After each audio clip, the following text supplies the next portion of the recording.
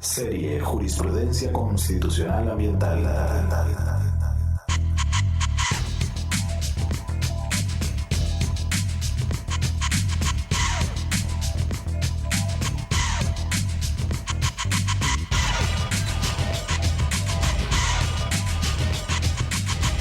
Mundo Verde con Sadita Power por Onda UNED.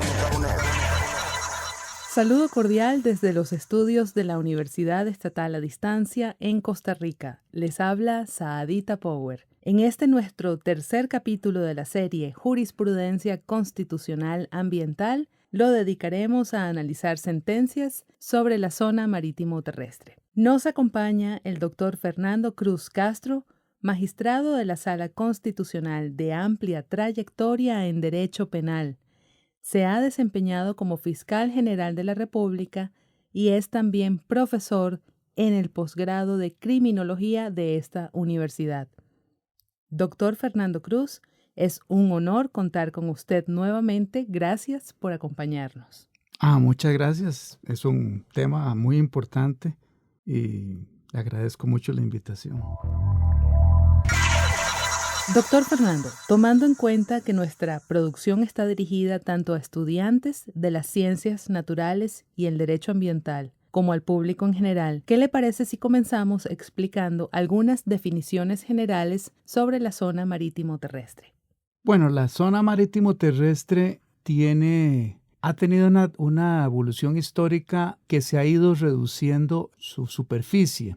Pero ahora quedan 200 metros. Desde la pleamar ordinaria, que sería la marea alta, son 200 metros hacia el continente o hacia tierra adentro. 150 es de área exclusiva, que los municipios lo pueden dar en concesión, y 150 metros de área exclusiva y 50 metros de área pública. En el área pública no se puede hacer ninguna construcción, de tal manera que eso son bienes de interés demaniales que pertenecen a toda la sociedad costarricense, a la colectividad, y tiene motivos de carácter ecológico, de protección, de seguridad y de explotación de bienes, tanto los de la riqueza marina como los que están en la ribera. Eso es interesante porque muchas veces la gente no sabe que hay una gran presión sobre esta zona, incluso sobre la zona pública de 50 metros en que las personas construyen sobre la zona pública. Digamos, los 50 metros a partir de la marea alta, hay 50 metros en que no se debe construir. Tanto es así que de la Procuraduría existe un procurador dedicado a la vigilancia de esta zona marítimo terrestre y realiza actividades especialmente de acusación penal por la usurpación de esa área pública. Y los otros 150 metros, las municipalidades lo pueden dar en concesión. Hay varias leyes que excepcionan estos 150 metros y se han dado en propiedad privada. Si mal no recuerdo, existe la milla marítima en el sector de Punta Arenas, por San Isidro de Punta Arenas, que esa zona ha permitido que la zona exclusiva se pueda autorizar que sea de propiedad privada, pero eso ha sido una excepción. Y también existen graves problemas con ciudades que se han ubicado en esa zona y entonces ahí viene un conflicto entre la ocupación de los seres humanos y la naturaleza jurídica constitucional de esta zona. Es decir, la zona marítimo terrestre es un espacio comprendido de 200 metros, desde la pleamar hacia la costa, hacia tierra adentro. Exactamente.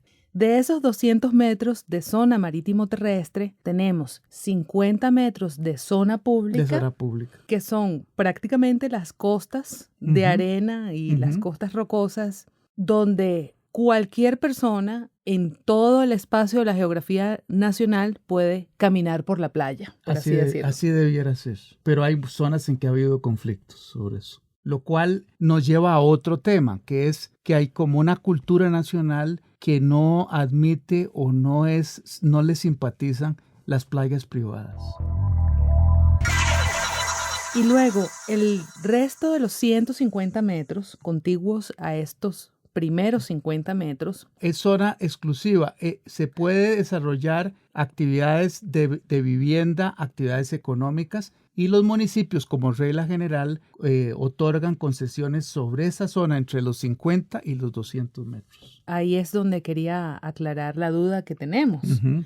Ahora, los municipios, por medio de concesiones, Uh-huh. pueden permitir las construcciones siempre y cuando no violen otras leyes, por Uh-huh. ejemplo, ambientales. Así es. Sí. Y de ordenamiento del territorio. Sí. Pero estas concesiones tienen que hacerse bajo un plan regulador municipal. Ese es otro tema, porque hay una cantidad importante de municipios que no tienen plan regulador. 62% del país. Exactamente. Eso tiene incidencia en el desarrollo urbano y en el tema de ambiente, por supuesto. La omisión de un plan regulador pone en grave amenaza o tiene incidencia, es una amenaza al medio ambiente. Aprovechando que ya estamos tocando este punto, ¿cuáles serían o cuáles deberían ser las consecuencias para municipios y sus representantes que no se ponen al día con este requisito legal? Ninguna por el momento, ninguna. Más bien, hay otro problema muy serio que vimos en un asunto en la sala, en el que hay una larga tradición o una gran cantidad de municipios en que empresas interesadas en el desarrollo de la zona son las que hacen el plan regulador. Entonces ellas financian el plan regulador, lo cual es una contradicción tremenda porque el interesado se puede hacer el plan regulador a su medida. Es totalmente contradictorio. No puede ser que un plan regulador no lo financie y no lo haga el municipio, porque el plan regulador es una decisión de zonificación, de determinación de prioridades, y no puede ser que un ente, por ejemplo, en un caso que tuvimos, que era para el desarrollo de una marina, esa empresa financió el plan regulador.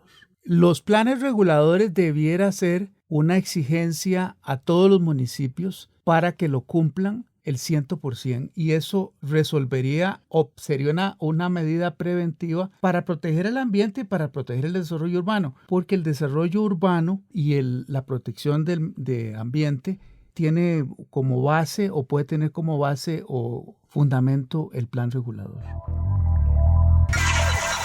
En cuanto a este tema de los bienes demaniales, son bienes de dominio público. Tienen una naturaleza y un régimen jurídico diverso a los bienes privados, los cuales se rigen por el derecho de propiedad en los términos del artículo 45 de la Constitución Política. En tanto, por expresa voluntad del legislador, se encuentran afectos a un destino especial de servir a la comunidad. Las costas y las zonas limítrofes son bienes demaniales. Así es. ¿Qué tal si vamos a los antecedentes históricos de cómo llegaron a establecerse los bienes demaniales en el país? Bueno, desde la colonia siempre ha habido una reserva de zonas que son de uso común y sobre las cuales no puede llegar a establecerse una propiedad privada. Ni siquiera es posible en zonas públicas demaniales decir que uno, aunque lo haya ocupado 40 años, puede llegar a convertirse en propietario. Eso no es posible. La jurisprudencia penal y la jurisprudencia administrativa y constitucional acepta como principio fundamental que en un bien demanial yo nunca, aunque lo haya ocupado, puedo llegar a tener una apropiación sobre ese bien por prescripción adquisitiva. Que eso no ocurre o no puede ocurrir en otras zonas cuando son fondos privados, que eso es otro problema con otro encuadre jurídico distinto. Se trata de bienes cuya titularidad ostenta el Estado. Sí. En su condición de administrador, debe entenderse que se trata de bienes que pertenecen a la nación, con lo cual forman parte del patrimonio público y que, por su especial naturaleza jurídica, presentan atributos como, por ejemplo, de imprescriptibilidad. A eso me refería.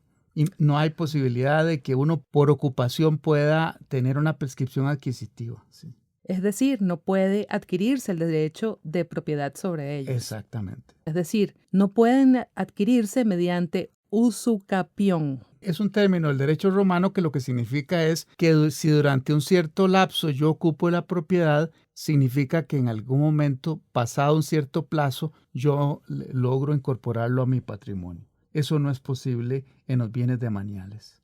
Motivo por el cual los permisos de uso que la administración o el Estado conceda sobre ellos siempre tienen un carácter precario, lo cual hace que puedan ser revocadas por motivos de oportunidad o conveniencia en cualquier momento. Así es. Lo que sí ha habido en jurisprudencia de la sala es que la revocatoria de esa concesión tiene que ser siguiendo el debido proceso. No puede ser unilateral ni mediante un acto infundado o arbitrario. Y las mismas concesiones que se otorguen sobre ellos para su aprovechamiento pueden ser canceladas mediante un procedimiento al efecto y son también inembargables, que hace que no pueden ser objeto de ningún gravamen o embargo, ni por particulares ni por la administración. Esa naturaleza pública impide que esté en el comercio de los hombres y de las mujeres.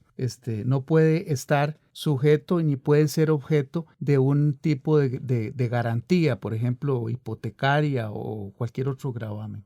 Y son inalienables, lo que se traduce en la condición de que están fuera del comercio de los hombres, como bien acaba de mencionar, de donde no pueden ser enajenados, vendidos, adquiridos, ni a título gratuito ni oneroso. Ni por donación, ni por compraventa. Ni por particulares, ni por el Estado. Así es. Y sin embargo tiene mucha presión política porque muchas poblaciones se concentran en esas zonas, ya sea fronterizas o en las zonas costeras. Su utilización, sin embargo, y aprovechamiento es posible mediante y únicamente a través de actos debidamente autorizados del debido proceso, como bien lo mencionó, sea mediante concesión o permiso de uso, otorgado por la autoridad competente. Así es. Y la autoridad competente podría ser el municipio. El municipio. Generalmente es el municipio. Hola, soy Carmen Díaz del colectivo Acosteño. Yo apoyo la ley para que las zonas rurales también tengan su participación. Yo por eso le pongo la firma a la ley participativa de radio y televisión. ¿Y usted? Por una ley participativa de radio y televisión. Búsquenos, leyderadioytele.org.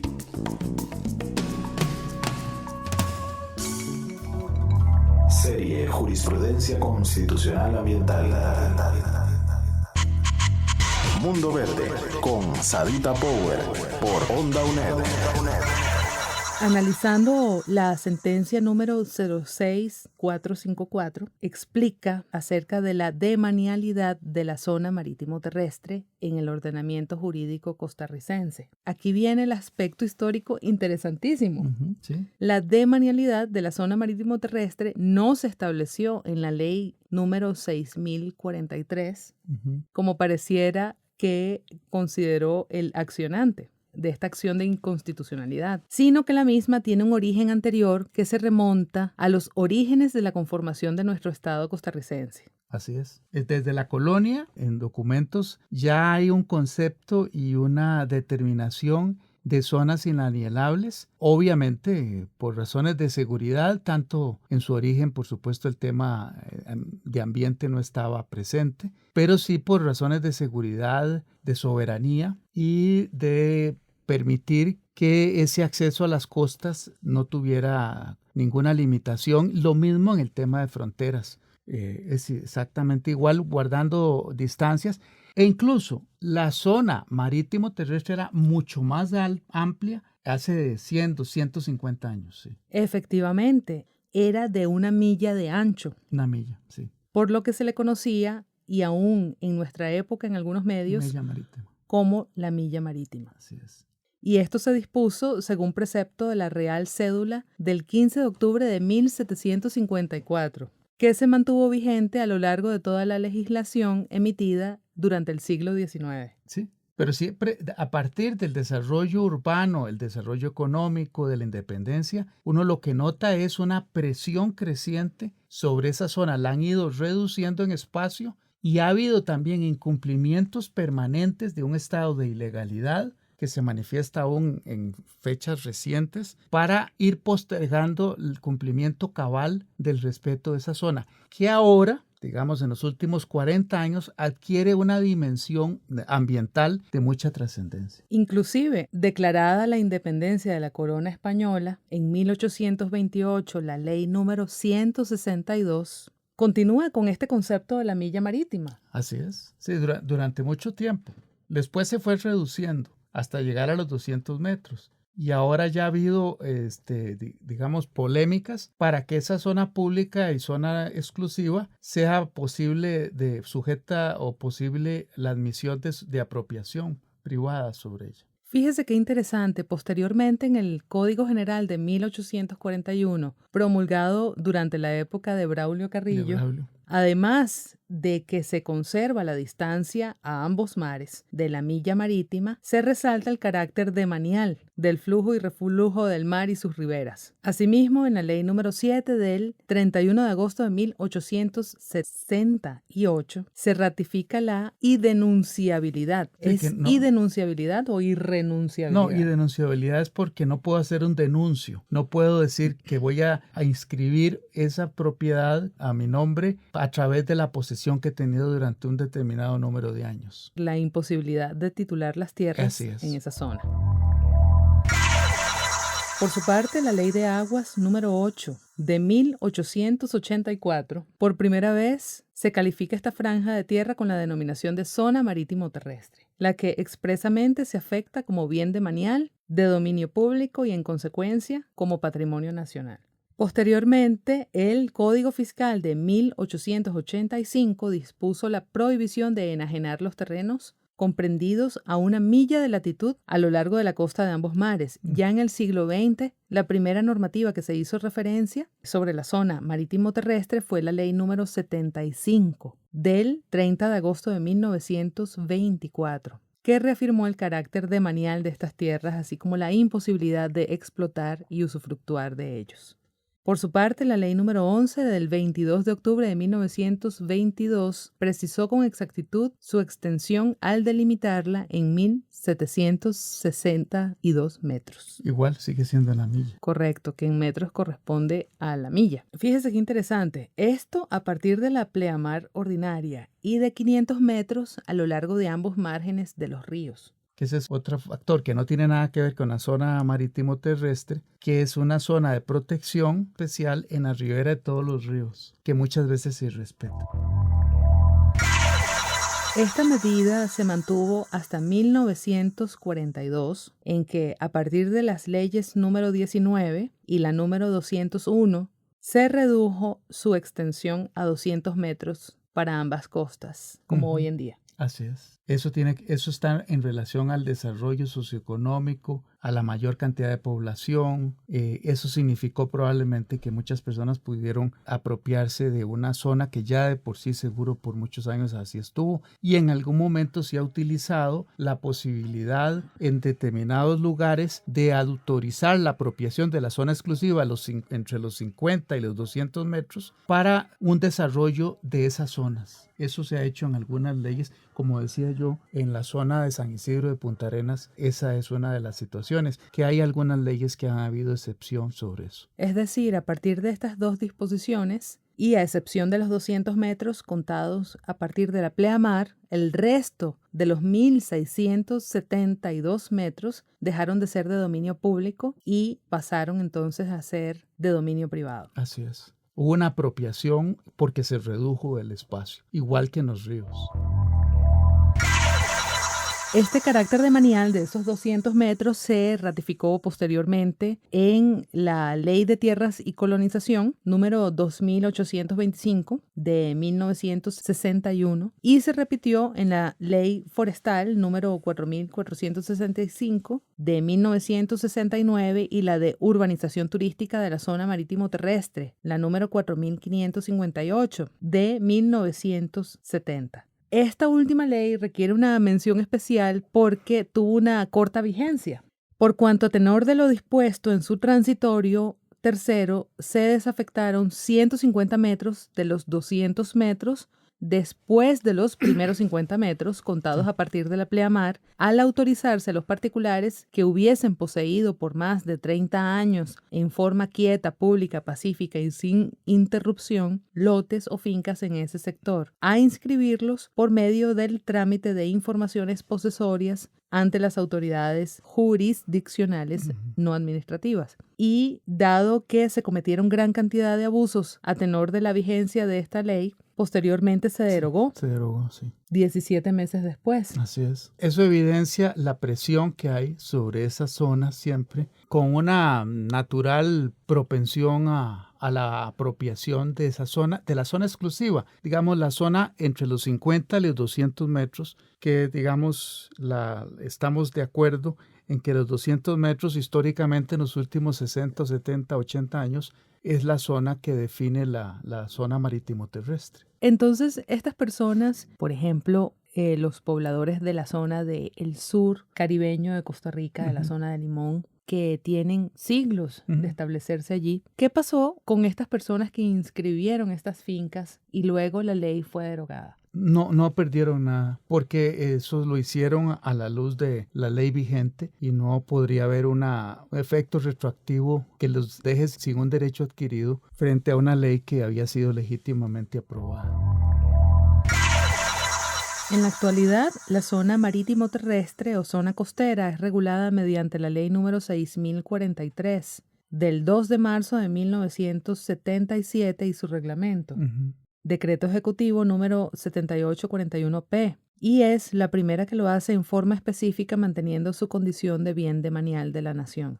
Posteriormente han habido otras iniciativas en la Asamblea Legislativa que han ido también a consulta de constitucionalidad por otorgar derechos en la zona urbana y a pobladores costeros. ¿Qué tal si comentamos al respecto? Sí, hay zonas del país que tienen una situación de desarrollo urbano, especialmente en el Caribe, pero también me parece que en la costa pacífica, que requieren una solución política por la situación de ser un centro urbano. Lo que ha pasado es que en algunos casos no se consultó a las municipalidades como se debía y en otros había un conflicto con zonas de protección especial y no se había hecho un dictamen que estableciera que la situación que se iba a dar era mejor que la que ya estaba vigente. Entonces no pueden, digamos, reducirse zonas protegidas o no se pueden reducir elementos del ambiente si no hay un dictamen técnico que sea bien fundado para que justifique esa variación. Entonces ha habido ese problema, pero no hay duda de que hay un problema social y político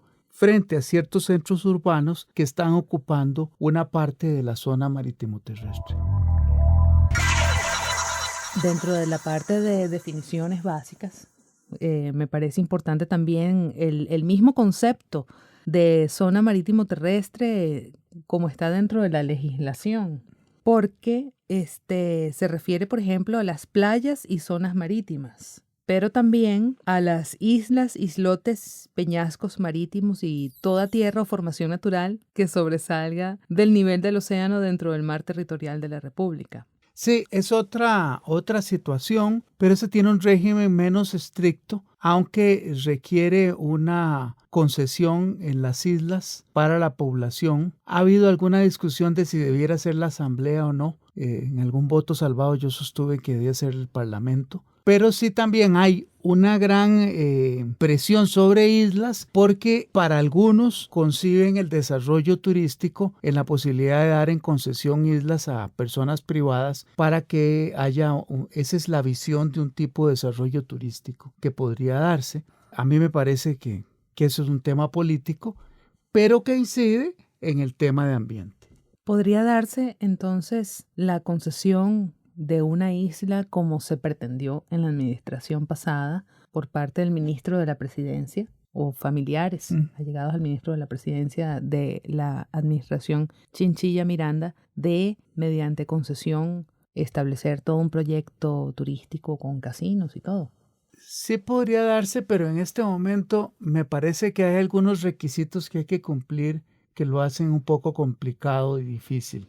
Pero sí hay una posibilidad de que yo tenga una concepción sobre que el desarrollo turístico requiere que se disponga de algunas islas para actividades que no son estrictamente de ambiente, ¿verdad? Luego vendrá la discusión de si esa actividad puede ser amigable con el ambiente o puede haber un desarrollo sostenible, ¿verdad? Quería agregar para nuestros radioescuchas que la isla del Coco tiene una prescripción diferente porque está bajo la posesión del Estado mediante la figura de parque nacional. Por supuesto, sí. Y así como otras, Sí. que también son de dominio o administración del Estado.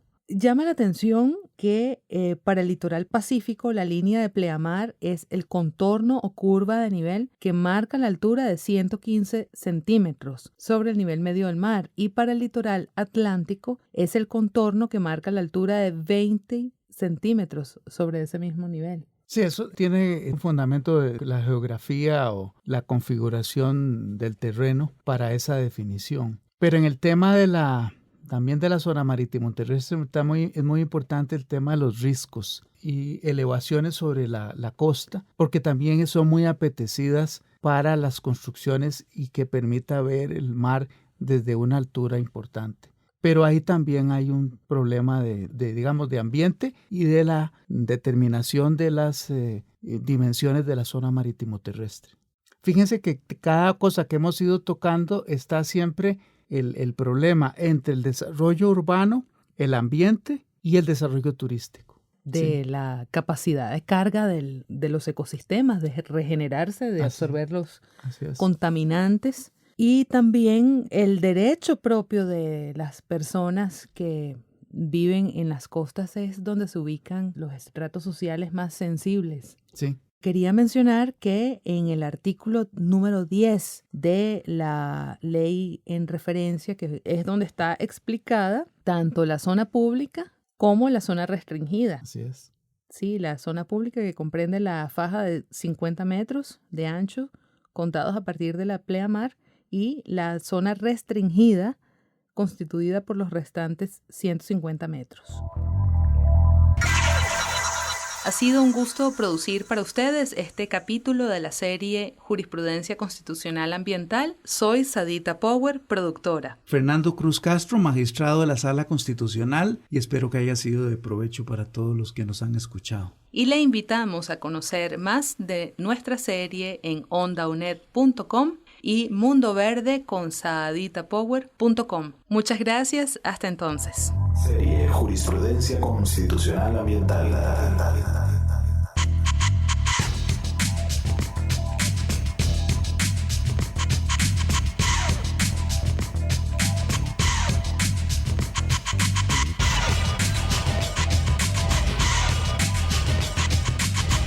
Mundo Verde con Sadita Power por Onda UNED. Hola, soy Bruno Coto, de la Red de Jóvenes en Defensa de los Derechos Humanos. Yo apoyo la ley porque quiero más contenido costarricense en los medios de comunicación. Por eso, le pongo la firma a la Ley Participativa de Radio y Televisión. ¿Y usted? Por una ley participativa de radio y televisión. Búsquenos, leyderadioytele.org.